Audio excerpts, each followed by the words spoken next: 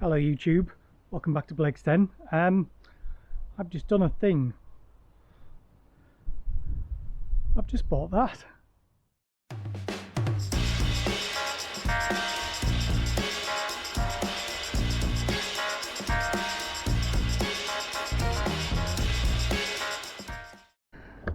It's now a couple of days later and the giddiness has died down, and I can show you in a bit more detail what I've bought. So what have I bought? Well, it's a 1993 Peugeot 306 XLD, which, as you can see, has been liveried up to look like a car from Liverpool Airport. Now, bit of a story here. It was never used at Liverpool Airport. Spoiler alert. It was used by the Speak Aviation Heritage Group, who are based at Speak on Merseyside, which is where Liverpool Airport used to be before it moved around the corner. Go look on Wikipedia if you want to know the history of Liverpool Airport. And they had it donated to them, and they were using it as a car to drive around on the apron of the old airport.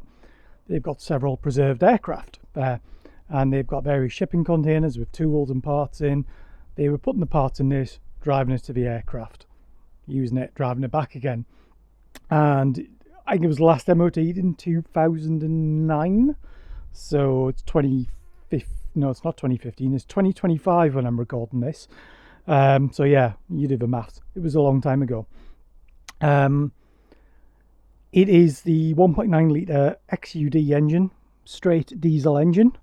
It has no turbo, so it means it's really slow, and it's got no power steering either. And it's not the most basic model. You could get an XND, which was even more basic.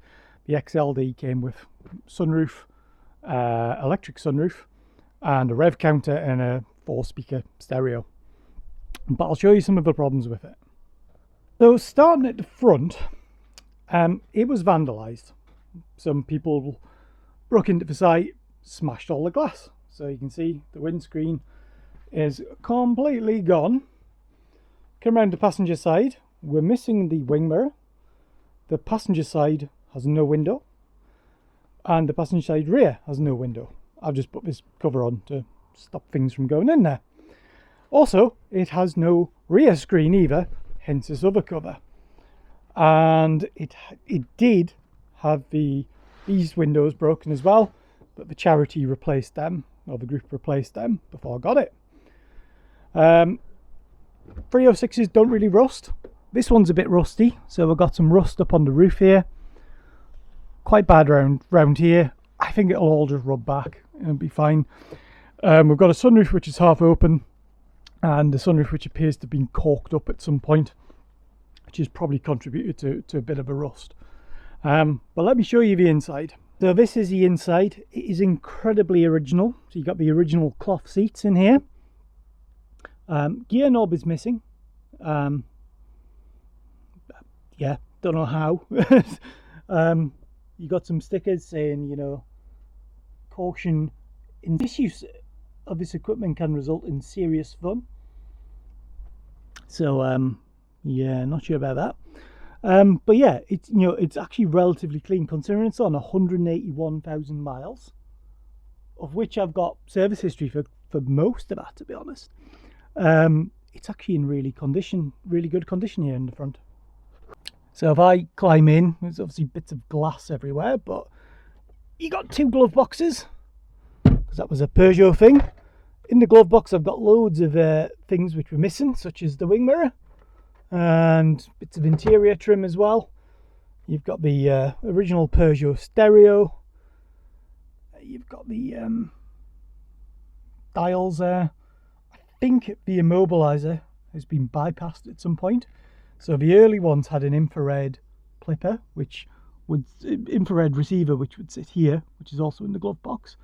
The later ones used to have a like a keypad down here. The later phase 1 models. Anyway, I think it's been bypassed. And as you can see, yeah, we've got some weird, funky things going on with the wiring, but it does start and it does run, and that's probably one of the best bits about it. In the back, we have no seats, no seat belts, we've got no rear window, so it definitely needs a bit of work in the back, but it's clean, it's tidy, you know, the door cards are there.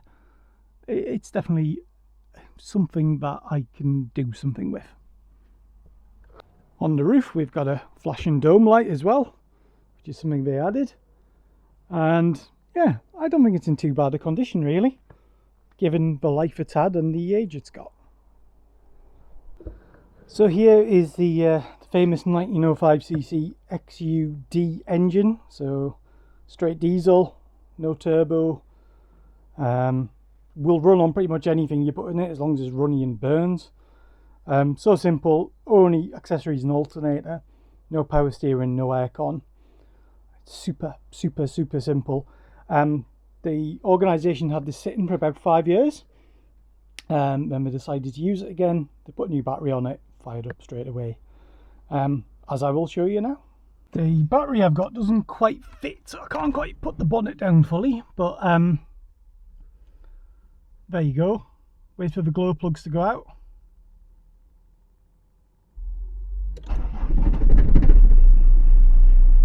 Smooth as anything. And it's even got some diesel in it.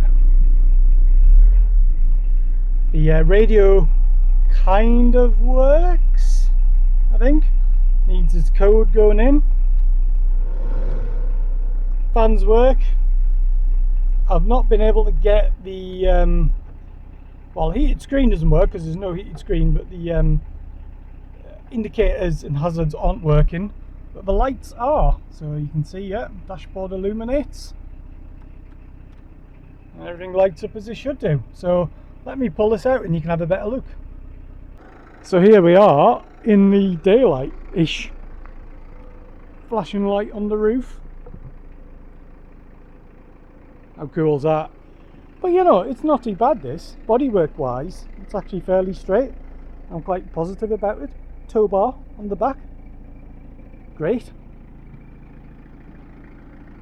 Yeah, it's all fine. I mean, it's running sweet as anything.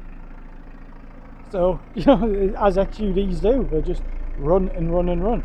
Headlights work, a bit yellow. Tail lights work as well. They're under here. I'm not sure if you can see that. So, you know, it's not too bad, is it? It's not too bad.